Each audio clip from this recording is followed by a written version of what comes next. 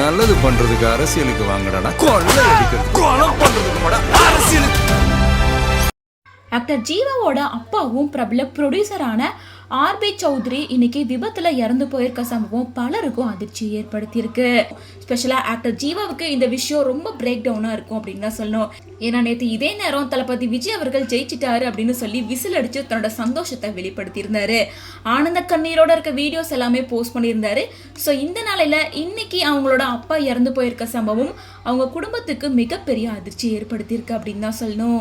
Actor ஜீவாவோட அப்பாவான RB Chowdhury Tamil, Malayalam, Telugu உள்ளிட்ட பல லாங்குவேஜ்ல 100க்கும் மேற்பட்ட படங்களை ப்ரொடியூஸ் பண்ணியிருக்காரு. 1998 இருந்து சினிமா தயாரிப்புல ஈடுபட்டு இருக்காரு. ஆர்பி சௌத்ரி ஆரம்பத்துல 2 மலையாள படத்தை தயாரிச்சாரு. அதுக்கப்புறமா 1990 புதுவசனம் படத்தை தமிழ்ல தயாரிச்சு தமிழ்ல ஒரு ப்ரொடியூசரா அறிமுகமாயிருந்தாரு. அதுக்கப்புறமா சூப்பர் குட் பிலிம்ஸ் அப்படின்ற நிறுவனத்தின் மூலமா புதுவசந்தம், புரியாத புதிர், நாட்டாமை, சூரிய வம்சம் அப்படின்னு பல சூப்பர் ஹிட் படங்களை கொடுத்திருக்காரு. மேலும் இவர் ஜீவாவோட அப்பா அப்படிங்கிறதும் குறிப்பிடத்தக்கது. இவர் எப்பவுமே புதுமுகங்களுக்கு அதிகமான வாய்ப்பு கொடுப்பாரு. ஒரு தனித்துவமான பாணியில தான் அவரோட ஒர்க்கை சக்சஸ்ஃபுல்லா பண்ணிட்டு இருக்காரு.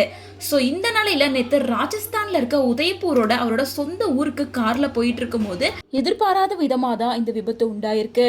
அதுல அவர் உயிருக்கு போராடிட்டு இருக்காரு. ஹாஸ்பிட்டல் கூட்டிட்டு போனதுக்கு அப்புறமா அவங்க இறந்துட்டாங்கன்னு சொல்லியிருக்காங்க. இந்த விஷயம் ஒட்டுமொத்த திரையுலகத்தையும் அதிர்ச்சியில ஆழ்த்திருக்கு அப்படின்னு தான். மேலும் இப்படி ஆர்பி சௌத்ரிக்கு நடந்திருக்கவே கூடாது, ரொம்ப நல்ல மனுஷன் அப்படின்னு சொல்லிட்டு திரைத்துறையை சார்ந்த பலருமே அவரோட இறப்புக்கு அவங்களோட ஆழ்ந்த இரங்கலை தெரிவித்தாங்க. மக்களுக்கு நல்லது பண்றதுக்கு அரசியலுக்கு வாங்கடா, கொள்ளை அடிக்கிறது கொலை பண்றதுக்கு அரசியலுக்கு.